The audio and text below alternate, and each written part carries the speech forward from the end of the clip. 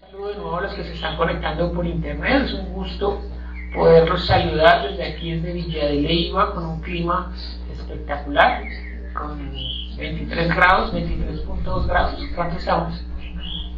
Un clima muy rico. Entonces, bienvenidos también a ellos. Les invito a que vayamos a la palabra. Hoy vamos a estar leyendo en Lucas capítulo 7. Esto que les voy a compartir hoy, que el Señor ha estado llenando a mí durante más o menos un mes, yo espero que a usted le sirva como me ha servido a mí, como me está afectando a mí. Entonces, vamos a ir a Lucas capítulo 7, versículo 36 en adelante. Si usted acostumbra ponerse de pie para leer la palabra, lo puede hacer. Si no, puede permanecer sentado, no hay ningún inconveniente. Vamos a Lucas capítulo 7, versículo 36 en adelante. Si no tiene Biblia, se puede hacer al lado de un creyente. O pueden tomarlos, si no tienen de verdad, si quieren, si alguno necesita, quiere leer, si no tiene, entonces pueden tomar un Nuevo Testamento, versículo 36 en adelante. Lucas capítulo 7, versículo 36 en adelante. Presten mucha atención a la lectura. Ahora los que están tomando Nuevos Testamentos, si usted lee en su celular, pues también lo puede hacer. Dice así la palabra del Señor, desde el versículo 36. Bueno, esperemos aquí que ya se estén buscando 7, Lucas 7. Ustedes saben que cada evangelio tiene un énfasis, ¿no? Los jueves, para los que viven aquí en Villa de Leyva, estamos haciendo el estudio bíblico del evangelio de Mateo, Marcos, en la casa de Jacqueline, de Don Fidel, unos tiempos muy bonitos, ¿no? Rafael, en el que pues profundizamos, y ya ese evangelio, fíjese que tiene otro énfasis y hemos aprendido otras cosas porque Mateo ya habla de otra perspectiva. Es lo bonito de los evangelios, cada uno está hablando desde una posición, pero nos edifica a nosotros espiritualmente siempre. Entonces ahora sí, dice desde el versículo 36: uno de los fariseos rogó a Jesús que comiese con él, y habiendo entrado en casa del fariseo se sentó a la mesa. Entonces una mujer de la ciudad, que era pecadora, al saber que Jesús estaba a la mesa en casa del fariseo, trajo un frasco de alabastro con perfume, y estando detrás de él a sus pies, llorando comenzó a regar con lágrimas sus pies, y los enjugaba con sus cabellos, y besaba sus pies y los ungía con el perfume. Cuando vio esto el fariseo que le había convidado, dijo para sí: este, si fuera profeta, conocería quién y qué clase de mujer es la que le toca, que es pecadora. Entonces respondiendo Jesús le dijo: Simón, una cosa tengo que decirte. Y él le dijo: di, maestro. Un acreedor tenía 2 deudores, el uno le debía 500 denarios y el otro 50, y no teniendo ellos con qué pagar, perdonó a ambos. Di pues, ¿cuál de ellos le amará más? Respondiendo Simón le dijo: pienso que aquel a quien se le perdonó más. Y él le dijo: perfectamente has juzgado. Y vuelto a la mujer dijo a Simón: ¿ves esta mujer? Entré en tu casa y no me diste agua para mis pies, mas ésta ha regado mis pies con lágrimas y los ha enjugado con sus cabellos. No me diste beso, mas ésta, desde que entré, no ha cesado de besar mis pies. No ungiste mi cabeza con aceite, mas ésta ha ungido con perfume mis pies. Por lo cual te digo que sus muchos pecados le son perdonados, porque amó mucho. Mas aquel a quien se le perdona poco, poco ama. Y a ella le dijo: tus pecados le son perdonados. Y los que estaban juntamente sentados en la mesa comenzaron a decir entre sí: ¿quién es este que también perdona pecados? Pero él dijo a la mujer: tu fe te ha salvado, ve en paz. Amén. Vamos a orar, vamos a pedir al Señor que nos hable a nuestro espíritu. Eso es lo que hace la palabra. Habla a su espíritu, transforma, atraviesa, tiene un poder invaluable. Eso es lo que hace. Permita que lo hagan usted en esta mañana. Entonces oremos. Padre, te damos gracias por tu palabra, que es la verdad. Nosotros nuevamente nos rendimos delante de ti. Te damos gracias porque nuevamente tenemos la oportunidad de venir y presentar nuestros cuerpos en sacrificio vivo, santo, agradable a ti, que es nuestro culto racional. Obra con poder en esta mañana, derrama de tu gracia sobre nuestras vidas. Quita, Señor, toda distracción, todo lo que impide que tu palabra penetre en nuestro interior. Te lo pedimos en el nombre de Jesús. Amén. Hay un señor que se llama Rodolfo Ruiz, que tiene 44 años. Bueno, hace unos años tenía 44, no sé cuándo exactamente sucedió esto. Él iba con su hijo que tiene 14, se llama Juan David. Iban por un río de los Estados Unidos. Y entonces el señor remaba y el niño de vez en cuando, el de 14 años, quería coger un remo y ayudarlo también. Y él le quitaba el remo y le decía, no, yo necesito ayuda. Déjeme que yo soy el que manejo mi barco. Y pues tenía como esa actitud autosuficiente, ¿no? Nunca permitía que el hijo le ayudara. No solamente era acá, sino que casi siempre no permitía como que su hijo le ayudara. Entonces más adelante, durante el viaje, se formaron unos remolinos que voltearon la barca y la barca se fue así volteada hasta debajo de un puente y quedó ahí atrapada. Pero el problema es que este hombre, Rodolfo, quedó metido, atrapado ahí debajo de la barca con muy poco aire y el niño sí quedó suelto. Entonces él salía y como podía con todas sus fuerzas iba y lo trataba de liberar de las cosas que lo tenían atado y más o menos unas 2 horas estuvieron así y el niño finalmente logró soltar a su papá. Entonces necesitan mucho esfuerzo porque normalmente esas lianas, esas sogas, todo eso que se utiliza en estos barcos pues son gruesas, son duras, no es fácil reventar una cuerda de estas. El niño se dio sus mañas de soltarlo y logró liberarlo. Y cuando lo pudo sacar al borde ya a salvo a su papá, entonces su papá le dijo, perdóname hijo porque sí te necesito. ¿No? A veces nosotros tenemos como esa actitud autosuficiente como don Rodolfo, ¿no? Que pensamos a veces que no necesitamos de nada ni de nadie, ¿no? Es una actitud que mire, a veces cuando estamos en la presencia del Señor, pues indudablemente no podemos ocultar nada delante de Él.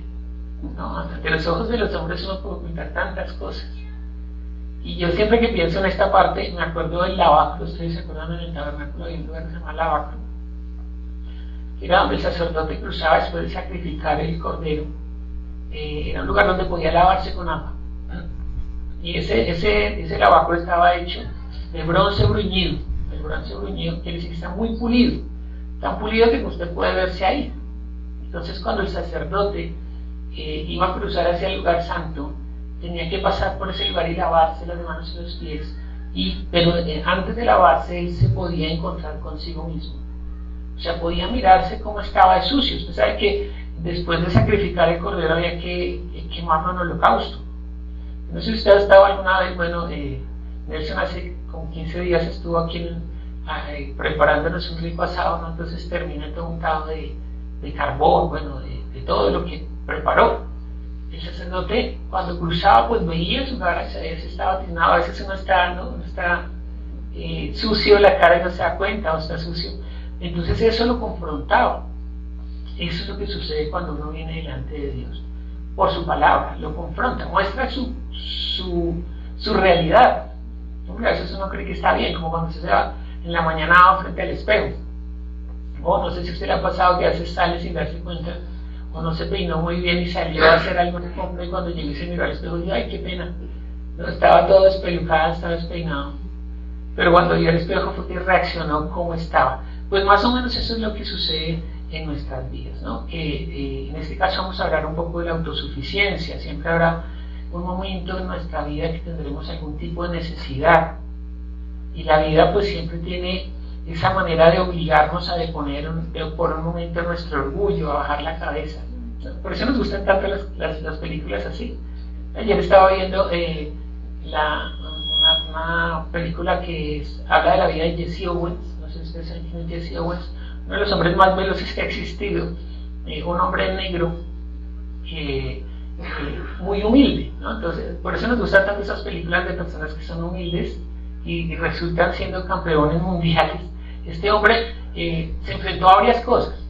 Primero, que los Estados Unidos en el tiempo, más o menos como el 43, 44, no mentiras, antes porque los Juegos Olímpicos fueron en el 43, él empieza a practicar un deporte, es muy veloz, pero tiene que enfrentarse ante el racismo de los Estados Unidos. O sea que es una cosa terrible.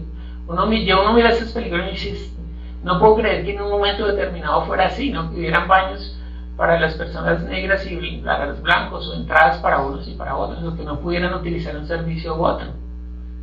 Y entonces él tiene que enfrentarse a eso. Y aparte de todo, que es tan buen atleta que le dicen que vaya a los Juegos Olímpicos en Berlín. En Alemania en ese momento, adivine quién era el director, el presidente, no sé qué cargo tendría, era el Führer. ¿No se acuerdan del nazi, cómo se llama? Se me olvidó. De Hitler. Está en plena campaña de este hombre que quería ser como una raza aria, ¿no? Y despreciaban a los que no fueran, por ejemplo, a los judíos los despreciaban, a los negros también los despreciaban. Entonces él va a ese lugar, tiene que enfrentarse a todo eso. Pero con mucha humildad, él logra traerse 4 medallas olímpicas de esos Juegos Olímpicos de Berlín.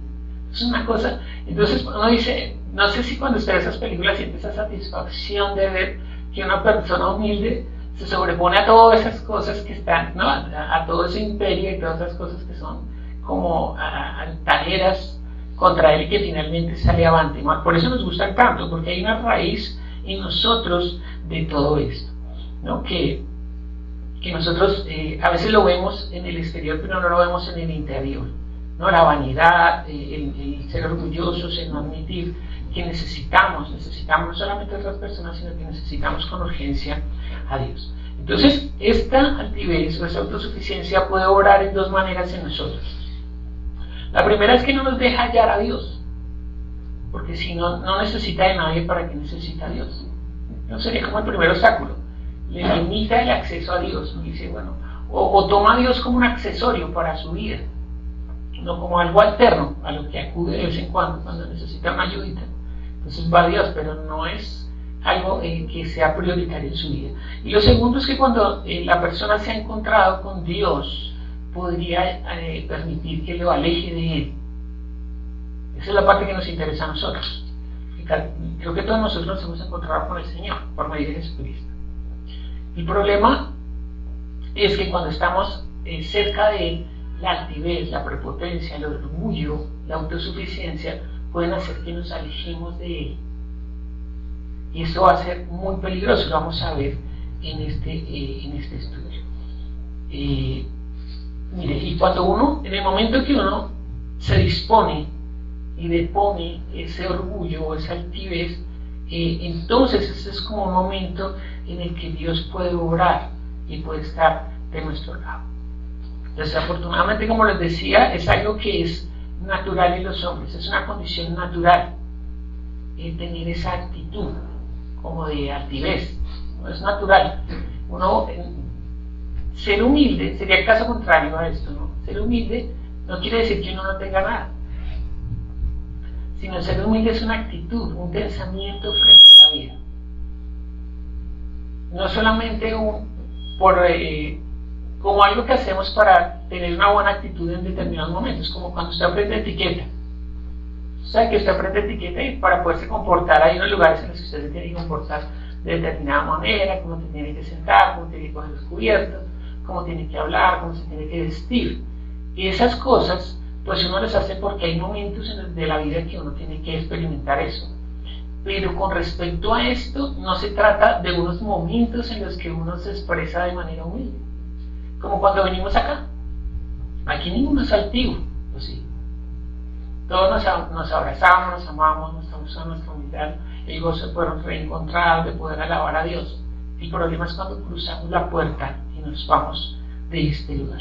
El profeta Ezequiel comparó esta posición de altivez a ser como la causa, estoy trabado hoy, ¿cierto? Parece que no éramos orado. Como la causa de la caída de Sodoma y Gomorra. ¿Entiende el problema?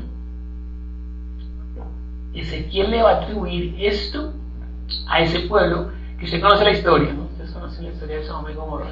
Y Ezequiel va a atribuírselo, esa actitud de ellos, a la caída que tuvieron. Miren lo que dice Ezequiel. Precisamente el profeta Ezequiel nos va a hablar de eso. Ezequiel capítulo 16.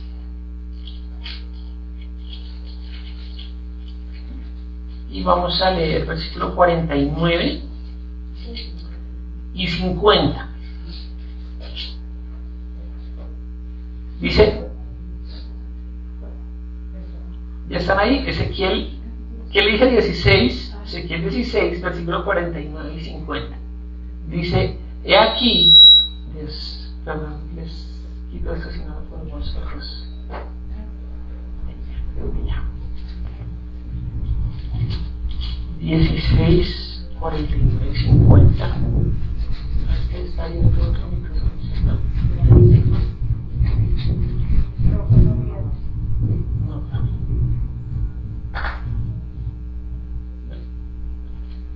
Estoy mucho bien.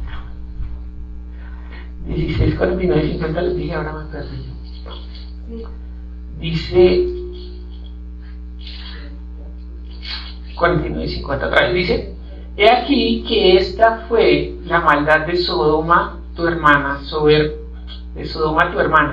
soberbia, saciedad de pan y abundancia de ociosidad tuvieron ella y sus hijas, y no fortaleció la mano del afligido y del menesteroso. Se llenaron de soberbia e hicieron abominación delante de mí. Cuando lo vi, las quité. Entonces, atribuyendo el profeta a esa soberbia la caída de Sodoma y Gomorra, que por eso los ha castigado Dios, por su soberbia, por su altivez, por su ociosidad, dice, ¿no? Entonces, es una condición que es una advertencia realmente con respecto a nuestra actitud, a lo que nosotros manifestamos. Y de nuevo le digo, no es para que usted tenga una buena actitud, que la gente diga, ay, pues humilde, sino porque de eso dependerá su buena relación con Dios, o dependerá que usted se aleje de Dios. ¿Entiende la dificultad? Que pueda hacer que usted se aleje a un punto en el que usted diga, ¿sabe qué? Dios, pues sí, muy chévere tú, pero voy a llevar mi vida. Si de pronto me llega a ir mal, entonces yo te busco, ¿no? De pronto si me va mal, entonces volvemos y hablamos, si no, pues gracias por todo lo que nos diste hasta ahora y suerte, ¿no? Entonces, eso pareciera que fuera algo del Antiguo Testamento. Hay un problema con respecto a nosotros como criaturas. Decía Rubí, nosotros somos personas espirituales. No somos personas espirituales porque había una parte de nosotros que estaba muerta, que fue reconstituida por Dios por medio de Jesucristo, que es el Espíritu. Entonces ahora nosotros somos seres espirituales.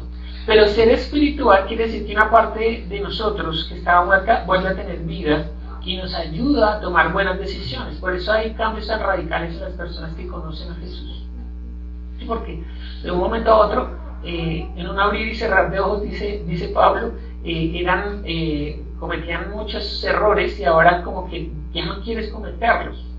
Los comete, pero ya como que le duele más o procura cometer menos errores. Pero es que de todas maneras nosotros hemos sido adoctrinados es que nosotros hemos aprendido durante muchos años muchas condiciones que no son conformes a lo que Dios enseña.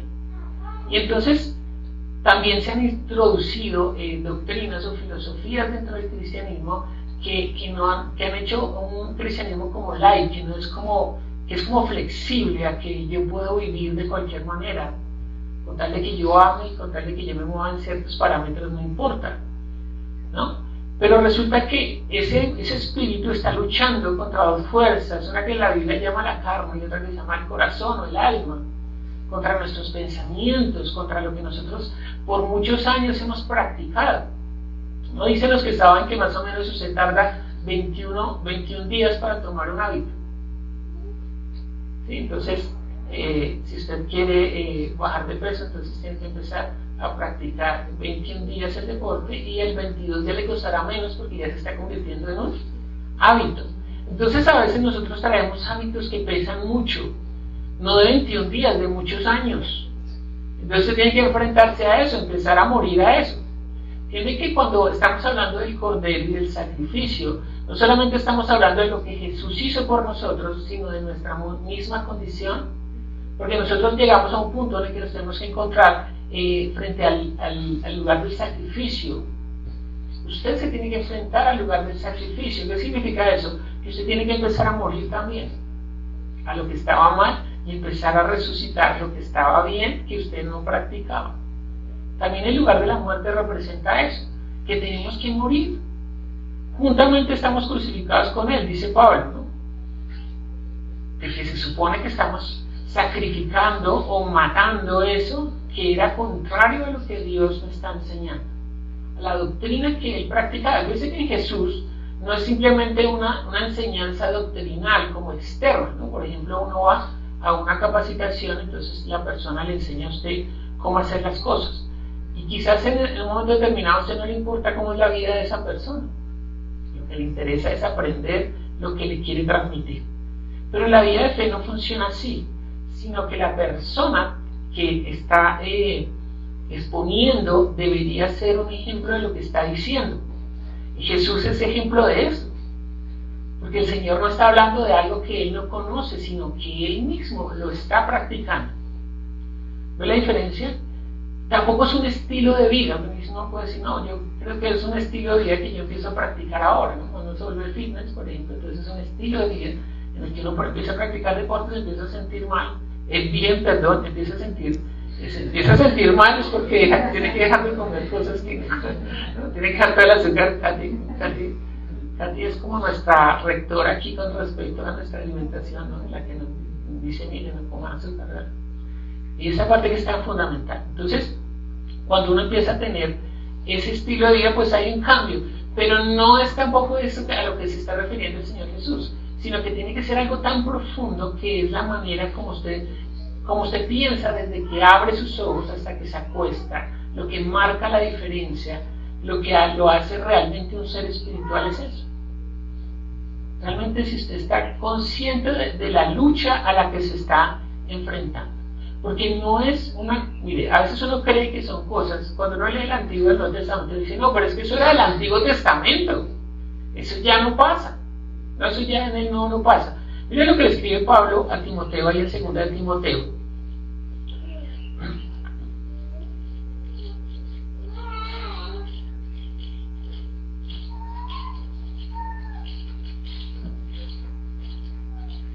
Segunda de Timoteo 3, capítulo 3, versículo 1 en adelante.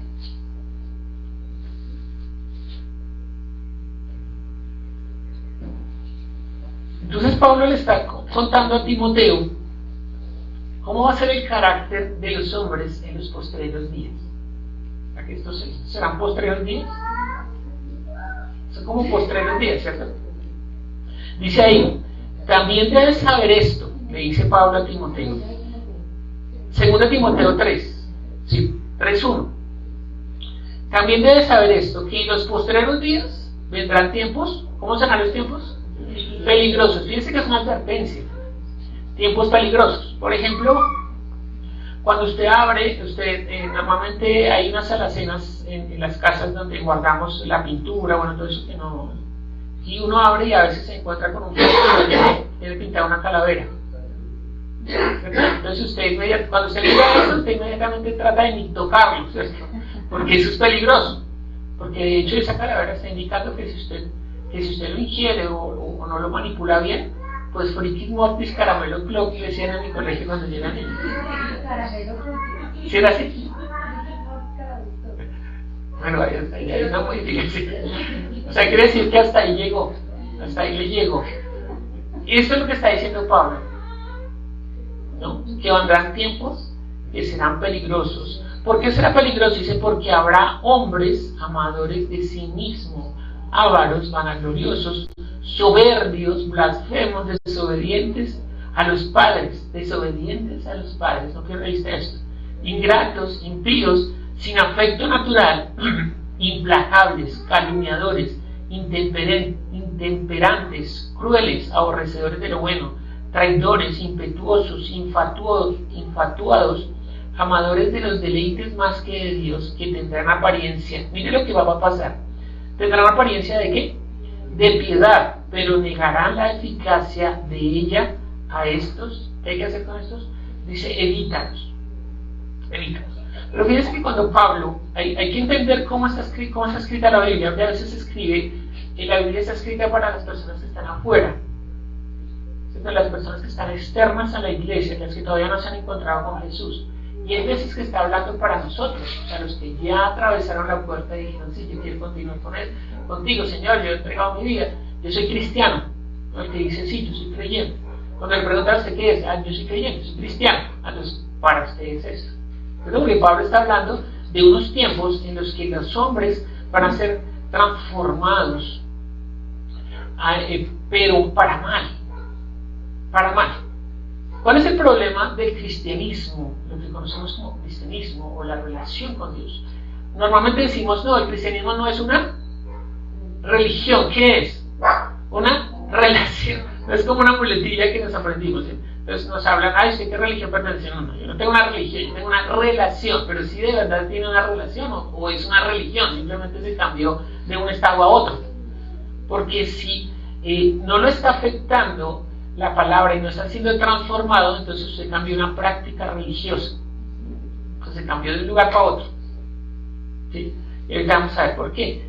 Y dice Santiago, ahí en el capítulo 4, versículo 6, ¿o pensáis que la Escritura dice en vano, Él celosamente anhela el Espíritu que mora en nosotros? Es lo que dice Santiago, el hermano Jesús. ¿O pensáis que Él celosamente anhela el Espíritu que mora en nosotros, pero Él da mayor gracia? Por eso dice, Dios resiste a los soberbios y da gracia a los humildes.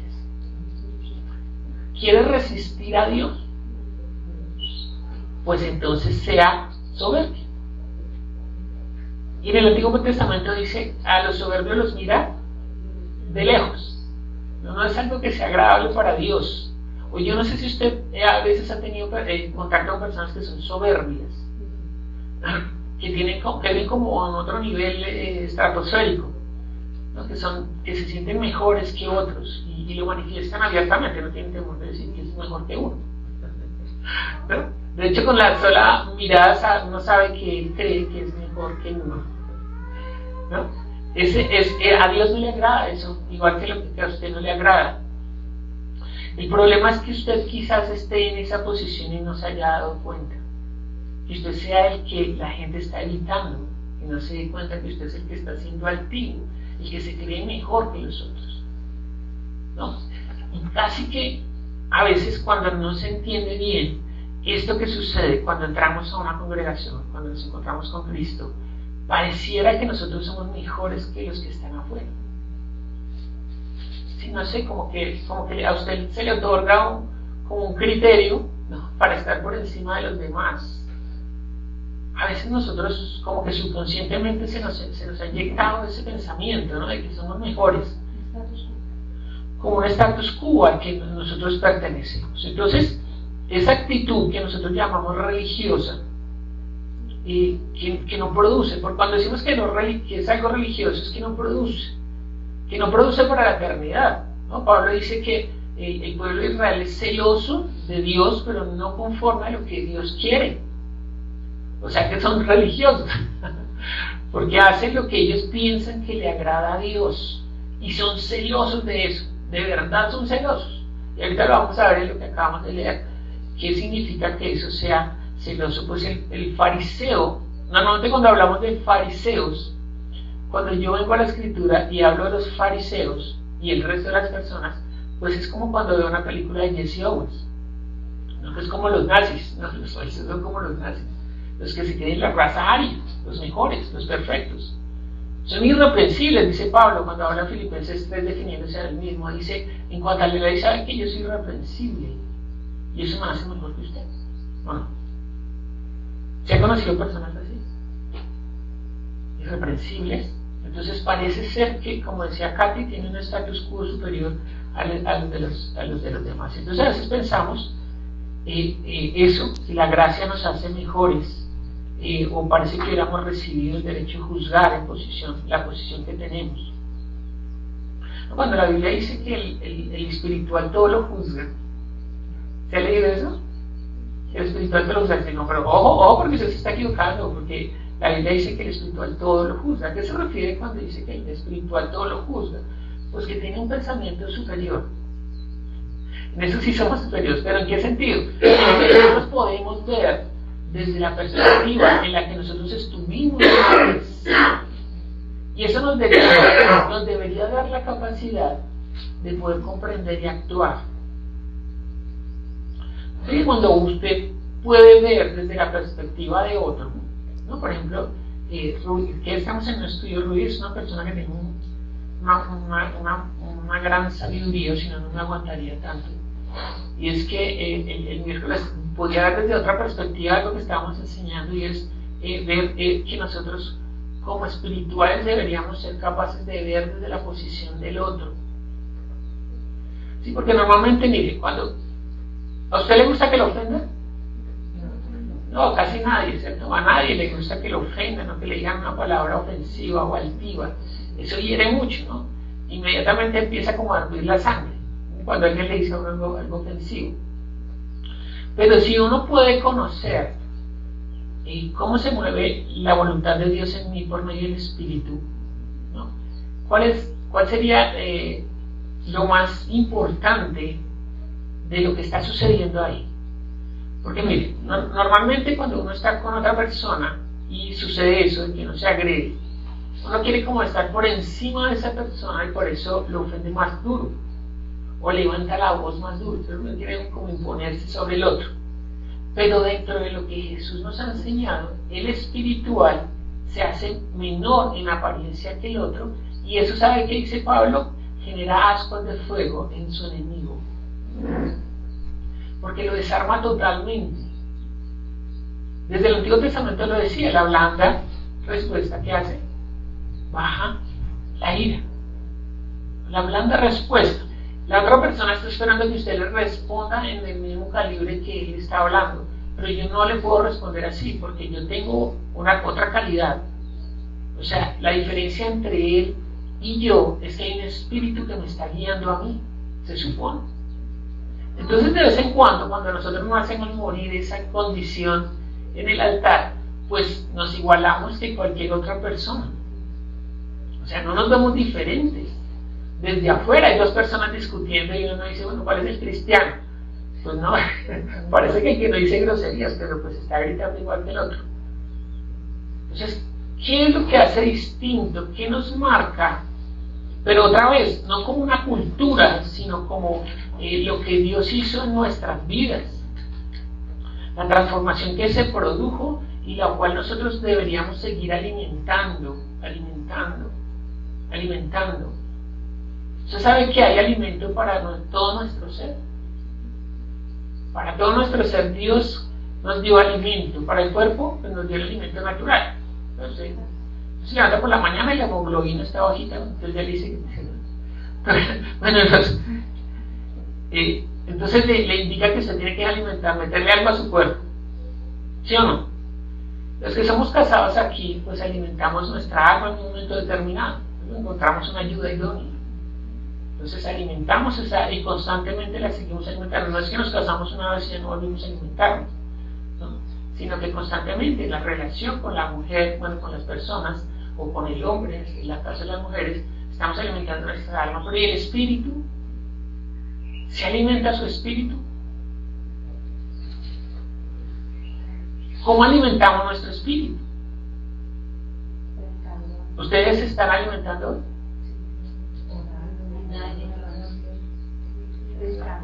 Aparentemente nos estamos alimentando, ¿verdad? Sí, la palabra antes hoy tenemos que hacer un poquito más a profundidad, pero sería como la palabra puesta por obra, el alimento.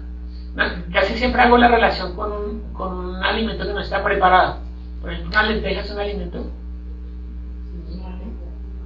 Es un alimento, ¿sí o no? Pero ¿cuándo se constituye? ¿Cuándo le da energía y cuándo realmente es alimento de su cuerpo? Cuando se las prepara y se las come. O sea, cuando usted ejecuta una acción, es que realmente se constituye en alimento. Así es la palabra. Usted puede tener su casa llena de lenteja espiritual, pero nunca se hace ni siquiera una sopa de lenteja. Tiene todo eso ya almacenado, pero en la realidad usted no está utilizando esa lenteja. Se está muriendo espiritualmente, está débil espiritualmente, y por eso nos cuesta tanto trabajo enfrentarnos a la otra que sí está bien, ¿cierto? Porque el cuerpo y el alma sí la alimentamos a diario, ¿no? O usted esta mañana sí no sin desayuno. anoche no comió, no almorzó. ¿Cuántas semanas lleva de ayuno? No, al cuerpo lo estamos alimentando todos los días, al alma lo estamos alimentando todos los días, pero su espíritu, por eso la vez pasada yo decía, a veces cuando llegamos a este punto, donde nos congregamos, donde recibimos la palabra, a veces venimos gateando espiritualmente, porque durante toda la semana, o los tiempos en los que no estamos reunidos o no recibimos la palabra, no hicimos nada por el espíritu. Entiende que es una dificultad. Y usted no me dice amén porque sabe que es así. Porque quizás, ¿no? El otro día yo posteé en el grupo de WhatsApp un muchacho que contaba, es un actor famoso, y entonces contaba que estaba en problemas, estaba pasando problemas porque se quiso ir a vivir solo. ¿No? Entonces, claro, cuando un joven se estrella contra esa realidad de que irse a vivir solo no es como la casa que se levanta y abre la nevera y está lleno y todos los servicios públicos están pagados y la renta.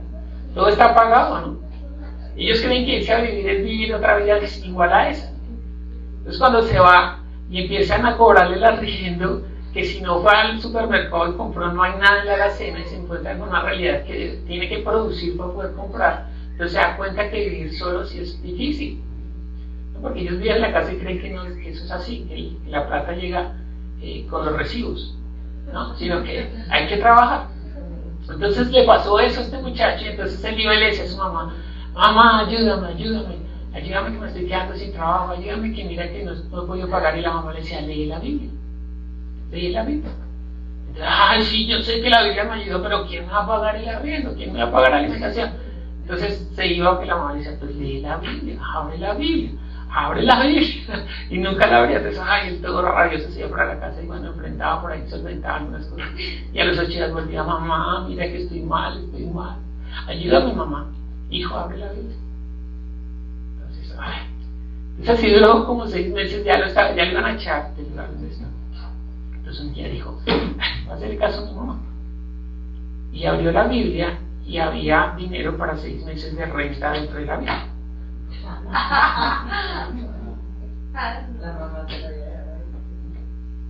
No, así le pasó a otra pareja. A ustedes les gusta el chisme. Una pareja invitó al pastor a comer a la casa. No, invitó a almorzar al pastor. Entonces ellos tenían unos cubiertos que habían cargado no sé dónde en plata, una reliquia. Nos saquemos los cubiertos para que el pastor disfrute de los cubiertos. Entonces cenaron, todo bien, Al otro día la señora, cuando estaba recogiendo otra vez todo lo el homenaje y todas estas cosas, falta un cuchillo. Y el único extraño es el pastor. ¿No? Entonces con la pena ir a decirle, oiga pastor, tenía que este señor de casualidad se le enredó por ahí un tenedorcito de plata. Entonces ellos, no, pues qué pena decirle, no, eso sabe qué, mejor no volvamos por allá por un tiempo porque a mí me da pena. Entonces dejaron de ir. Entonces un día, ya han pasado como 3 meses, se encontraron con el pastor. Hola hermanos, ¿qué pasó? Que nos hemos extrañado, que no sé qué, hemos orado por ustedes. No, pastor, mire, la verdad es que se nos perdió algo en la casa y el único extraño es usted. Dijo, bueno, vayan y miren en su Biblia. Y fueron en la Biblia y él había metido el cuchillo dentro de la Biblia. Quiere decir que durante 3 meses ellos nunca habían abierto su Biblia. ¿Entienden? Entiende que abrir la Biblia no es una condición conductual, sino que es una condición natural, como comer. No porque a usted nadie le tiene que decir, oiga, coma. Yo veré ustedes, esta tarde en almuerzo. ¿Sí? Yo sí tengo que recomendar eso. Pero ¿por qué sí tienen que recomendarnos? Vaya a la Biblia, lea la Escritura, ore. Porque normalmente no lo hacemos. Porque es una práctica que a veces no nos hace falta para la vida. Porque somos autosuficientes con lo que tenemos. ¿Cuándo nos hace falta? Quizás cuando las cosas se pongan peludas. Entonces, Señor, ahora sí necesito. Yo te prometo, Señor, que voy a leer la Biblia todos los días. ¿Se da cuenta de cómo funciona y por qué es tan difícil? La vida de fe es difícil. ¿No? Si le dijeron que era fácil, le mintieron. Porque se trata de un crecimiento que usted determina y en el cual usted tiene que tener disciplina en principio, hasta que se vuelva una costumbre, ¿no? Por lo menos 21 días, para que el día 22 sea más fácil, ¿no?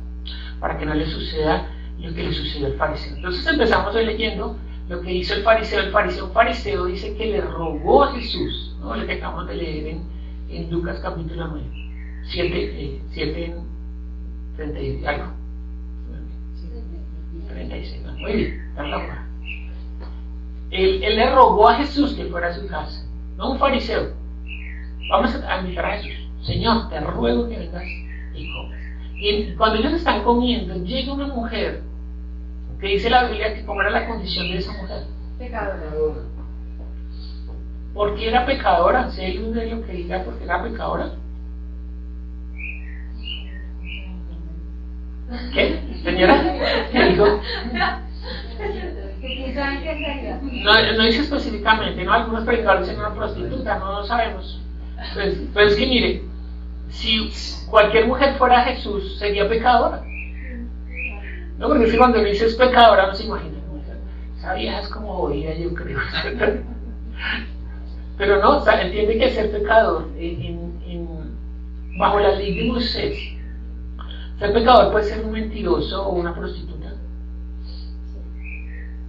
o uno que por ahí trata bien a todo el mundo pero no tiene una buena relación con Dios y utiliza mal su nombre, o no honra a sus papás.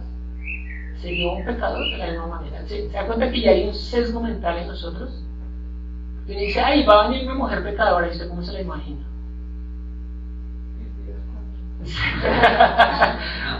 Entonces, fíjese que lo que va a suceder es que cuando él, y fíjese la condición, mire cuál es la actitud del fariseo frente a la situación que se está desarrollando.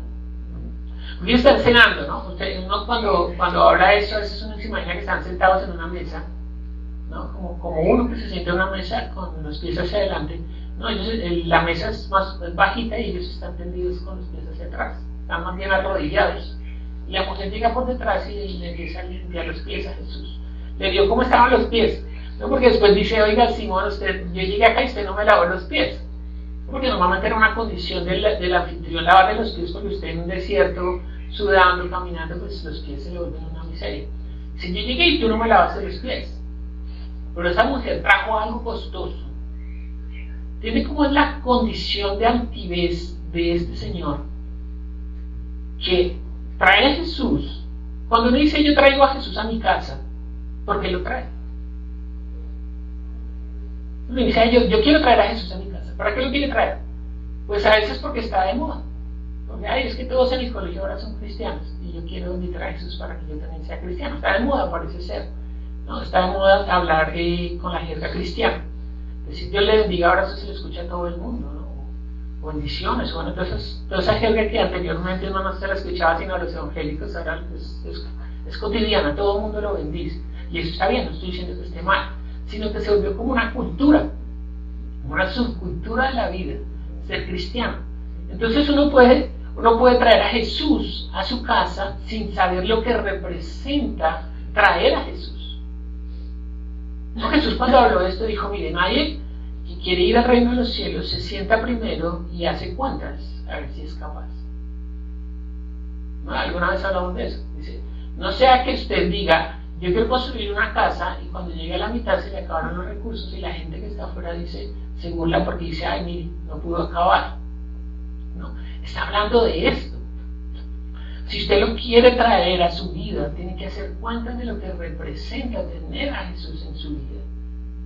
Que no es una cultura, que no es una moda, sino que ni es un estilo de vida, sino que es una transformación espiritual que se verá reflejada no solamente acá, sino en la eternidad.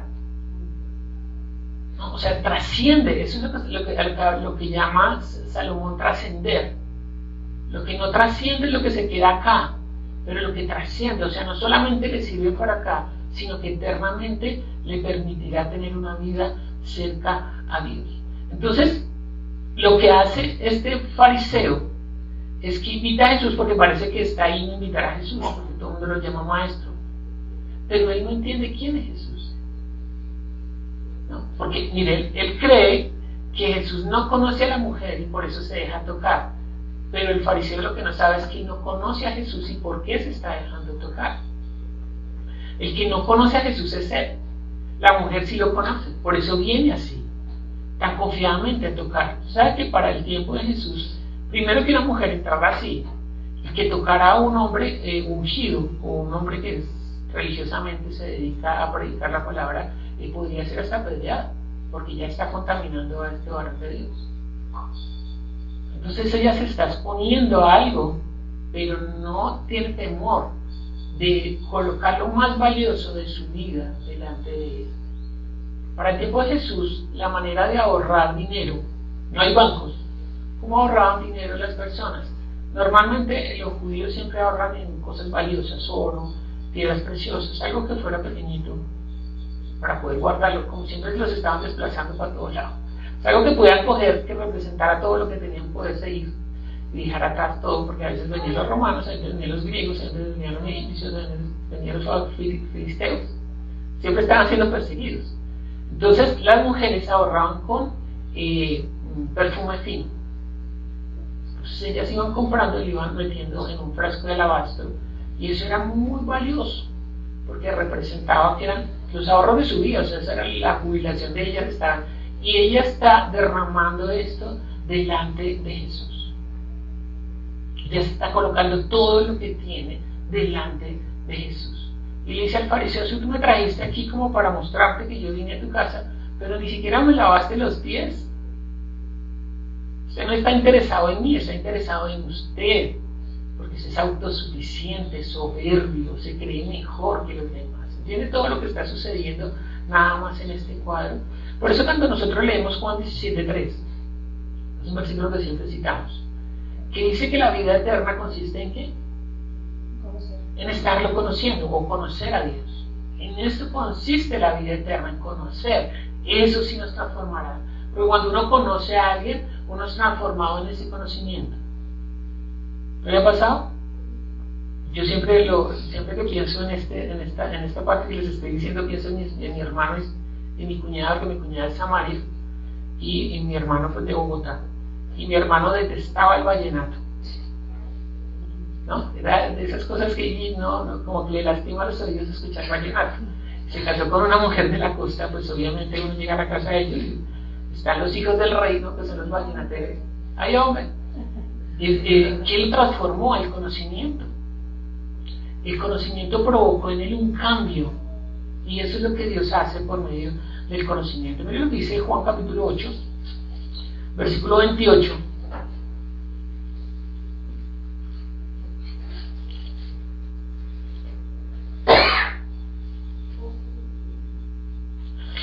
Juan 8, 28.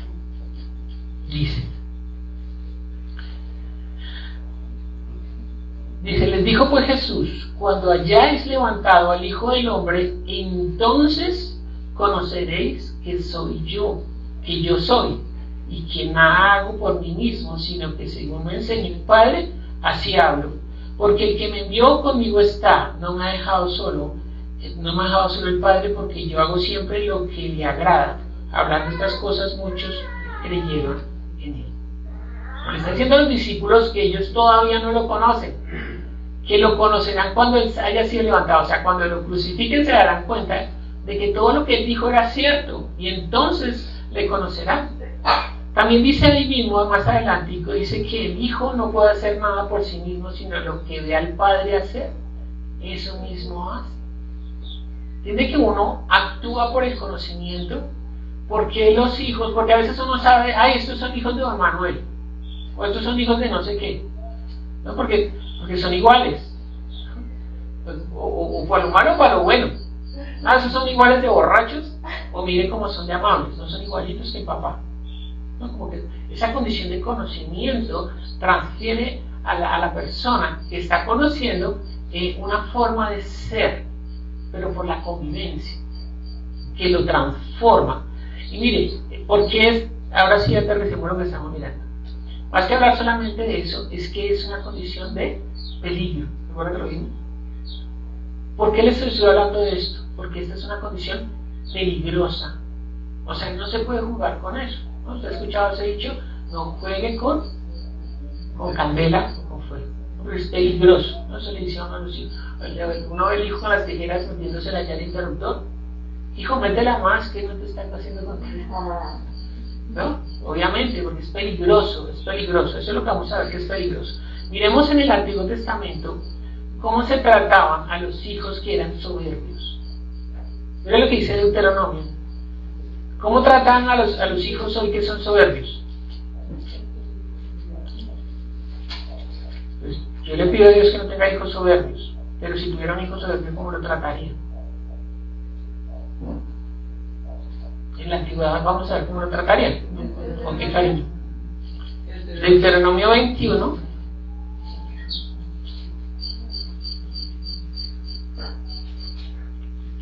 Deuteronomio 21, versículo 18 en adelante. 21, 18 en adelante dice: si alguno tuviera un hijo contumaz y rebelde que no obedeciera a la voz de su padre ni a la voz de su madre, y habiéndole castigado no le obedeciere, entonces lo tomarán su padre y su madre, lo sacarán ante los ancianos de la ciudad y a la puerta del lugar donde viva, y dirán a los ancianos de la ciudad: este nuestro hijo es contumaz y rebelde, no obedece a nuestra voz, es glotón y borracho. Entonces todos los hombres de la ciudad lo apedrearán y morirá. Así quitarás el mal de en medio de ti, y todo Israel oirá y temerá. Que esto es serio. Para la ley de ellos, tener un hijo así era sacarlo y apedrearlo. ¿Usted sería capaz de apedrear a su hijo? Por más rebelde que sea. Pero esa era la ley. Entiende que si usted tiene que hacerlo porque la ley lo obliga, ¿quién es el primero que le quiere tirar la piedra? ¿Quién será el primero que quiere tirarle la piedra? El papá, para que se muera rápido. Es que no es un juego, era eso, era la ley. Entiende que si era contumaz había que denunciarlo. Y los primeros eran los papás, para que se muriera rápido y no muriera ahí sufriendo. ¿Se entiende lo difícil que es morir apedreado? No sé si usted alguna vez se ha golpeado contra una piedra. ¿No? Tenaz. ¿Por qué Deuteronomio está haciendo esa advertencia?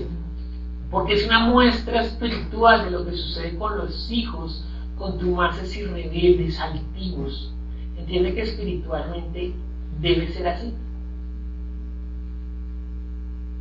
Que si ustedes como hijos o yo como hijos somos contumaces y rebeldes delante de Dios, el castigo final será la muerte. Por eso es una advertencia, aunque usted sea hijo, ¿no? Y aquí los calvinistas me van a apedrear a mí, pero es así. Es decir, aún siendo hijos, Pablo está diciendo, ¿de dónde salieron todos esos que dice Pablo que en los últimos tiempos se levantarán hombres amadores de sí, llegaron todas esas cualidades que nombró? Pues de la misma iglesia. Se levantarán hombres que serán así. Entonces es una advertencia por si nosotros estamos volteándonos hacia ese lado. Terminamos rápidamente Juan capítulo 5, vamos a leer otros versículos. Juan capítulo 5, versículo 19.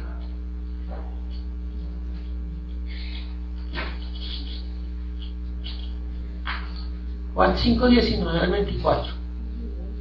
Dice: respondió entonces Jesús y les dijo: de cierto os digo, no puede el Hijo hacer nada por sí mismo, sino lo que ve hacer al Padre, porque todo lo que el Padre hace también lo hace el Hijo igualmente, porque el Padre ama al Hijo y le muestra todas las cosas que Él hace, y mayores obras que éstas le mostrará, de modo que vosotros os maravilléis. Jesús es un buen Hijo, porque hizo lo que le mandó su Padre, aún en contra de su propia condición. Mire, el deseo de Dios es que ninguno se pierda, que todos procedan al arrepentimiento. Por eso está haciendo una advertencia. Y ahí, volviendo al estudio, a la lectura que hicimos de Lucas capítulo 7, como el fariseo no entiende, mire lo bueno que es el Señor. Como el fariseo no entiende, entonces le dice una parábola. Le dice: bueno, Mire, es que Jesús es tan bueno, de verdad, es muy bueno. Porque con todo lo altivo que es el fariseo, él le dice, mira, 2 personas debían, uno debía 500 denarios, o sea, como 500 días de trabajo, sería como cuánto, como 2 años de trabajo. ¿Es harto? Es harto, ¿cierto? Y otro solamente 50 días de trabajo. A los 2 se les perdonó igual. A los 2 les perdonó la deuda. ¿Cuál está más agradecido? ¿Cuál ama más al que le perdonó? Pues el que se le perdonó más, dice él, pues esto es dicho justamente. ¿Por qué le está diciendo esto Jesús? Porque ellos, de todas maneras, a pesar de que son también pecadores, no lo son tanto. O se esfuerzan por agradar a Dios. Y en apariencia pareciera que lo que se le perdona es más poquito. Tiene que para nosotros también es una dificultad. Porque cuando nosotros vinimos, por ejemplo, cuando yo vine, yo sí fue muy malo. Bueno, siempre he sido malo. Pero hubo un momento en que yo estaba como juicioso. Me encontré con el Señor. O sea, subconscientemente uno está pensando, bueno, no me tuviste que perdonar tantas cosas feas. Entonces como que amo más poquito. Pero al que se le perdonó harto, o sea, que ha cometido cosas, situaciones difíciles y Dios lo ha perdonado, entonces dice, lo va a amar más. Porque entiende que lo que le perdonó Dios a él era más grave, ¿no? Entonces una persona que mató a otra quizás, o por ahí practicó, violó, no sé, tantas cosas difíciles que pudo haber hecho una persona en un momento determinado y que Dios lo haya perdonado, que dice, oye, esa misericordia de Dios hace que yo lo ame con todo mi ser, que yo le entregue como la mujer del frasco de alabastro, yo le entrego toda mi vida porque Él fue demasiado bueno conmigo. Entonces cuando uno ha sido bueno en cierta medida y viene a los pies de Jesús y dice, bueno, pero es que yo no era tan malo, entonces como que no requiero tanto de Jesús, como que no necesito tanta cristomicina, sino un poquito menos que la que el pecador requiere. ¿Entiende cómo funciona? No que Dios no tenga el poder de perdonarlo, sino que en esa capacidad su mente se mueve pensando que es más o menos digno de estar delante de Dios. ¿Y cómo muestra esa misericordia a Dios? ¿Cómo mostró su misericordia a Dios con nosotros? ¿Cómo mostró esa benignidad? Pues por medio de sus hijos. Los hijos son los que muestran la benignidad y la bondad de Dios, ¿sabía eso? Y si nosotros como hijos somos altivos, juzgadores, ¿será que la gente querrá venir a conocer a Dios? Para nada, ¿no? Porque eso es lo que ellos piensan que Dios hará con ellos. Terminemos leyendo, bueno, nos faltan algunos versículos, se nos acaba el tiempo. Dice Romanos capítulo 2. Préstale mucha atención porque también es una advertencia que hace Pablo a la iglesia en Roma. Y quizás sea una de las mayores causas por las cuales la gente no quiere conocer a Dios, o no se quiere acercar a Dios por medio de Jesucristo, por los practicantes del cristianismo. Dice ahí en Romanos capítulo 2, versículo 1 en adelante, dice, por lo cual eres inexcusable, oh hombre, que quien quiera que seas tú que juzgas, pues en lo que juzgas a otros te condenas a ti mismo, porque tú que juzgas haces lo mismo. Mas sabemos que el juicio de Dios es contra los que practican tales cosas. Mas sabemos que el juicio de Dios contra los que practican tales cosas es según la verdad. Y piensas esto, oh hombre, tú que juzgas a los que tal hacen y haces lo mismo, que tú escaparás del juicio de Dios.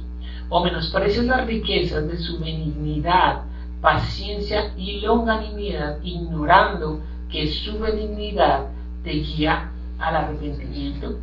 Pero por tu dureza de tu corazón, por tu dureza y por tu corazón no arrepentido, atesoras para ti mismo ira para el día de la ira y de la revelación del justo juicio de Dios. Los hombres de Dios a veces no entienden que lo que atrae a un pecador no es el juicio, no es cuánto yo lo juzgue, sino cuánto yo le muestre la benignidad y el amor de Dios. Eso sí los atrae, no el juicio, sino que yo sea benigno, que yo me muestre humilde, que me muestre atento a su necesidad para que venga, porque eso es lo que Dios hizo conmigo. Entonces se entiende cuál es la condición de nosotros de altivez, que aunque Dios hizo eso con nosotros, nosotros queremos aplicar el castigo a otros. Y Proverbios 16:18 dice, antes del quebrantamiento es la soberbia, y antes de la caída la altivez de espíritu. ¿Entiende la advertencia? Antes del quebrantamiento y es la soberbia. ¿Quieres ser soberbio? Pues vendrá quebrantamiento. Y es posible que esa altivez le produzca una caída, es decir, que lo aparte, que cometa el pecado imperdonable, que es apartarse de Jesús y decir, ¿sabes qué, Jesús? No te necesito más. Yo creo que como estoy bien. Cuando esté mal, te busco. Entonces, que el Señor nos ayude, es una advertencia, a ser humildes delante de Él, a buscarlo, a alimentarnos constantemente, a acercarnos con corazón humilde. Mire, yo le estoy diciendo esto, pero yo me estoy hablando a mí, porque es algo que Dios ha trabajado conmigo en estos últimos meses. La altivez, la soberbia, porque a veces uno puede ser de niño quizás con los que conoce, con los de la iglesia, con la familia, y ser muy soberbio con los que no conoce, y entonces no está cumpliendo el propósito de Dios, porque los que no conocen antes debería ser más benignos con ellos, para que ellos por la benignidad, la bondad y la mansedumbre puedan venir al arrepentimiento. Es que el Señor nos ayude y haga un examen, como era que nos enseñaba antes, un acto de contrición, como era que nos enseñaba, que examine su corazón, pídale al Señor que le muestre como un espejo la palabra, porque uno podría pensar, no, pero yo no soy así, pero de verdad, ¿usted sabe quién es un espejo? Aparte de la palabra, yo tengo una profeta en la casa, ¿sí saben? Y ella me hace ver, ¿no? Me ha hecho ver, hay cosas que yo digo, no, pues eso está bien, no, eso no tiene nada. Ella me dice, no, no está bien, no está bien. Entonces, claro, me da más soberbia que a uno no le gusta que le estén diciendo que está mal, pero me ha hecho ver y el Señor ha trabajado, y no sabe cuánto me ha costado trabajar esa parte. Entonces vamos a orar y vamos a terminar cantando esta canción hermosa que nos ayuda a las áreas. Padre, nosotros en esta mañana nos presentamos delante de ti. Te pedimos que tú obres en nuestro espíritu, que tú quites toda altivez de nuestro corazón.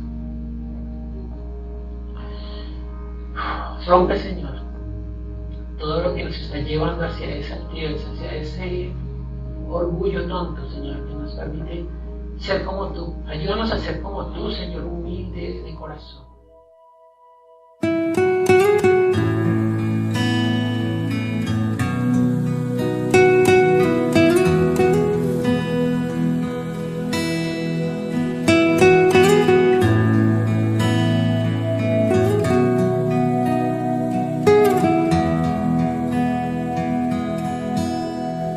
Dame tu mano, toma mi mano, dame un abrazo, Jesús, dame tu mano, toma mi mano. Dame un abrazo, Jesús. Guíame, tú tienes la dicha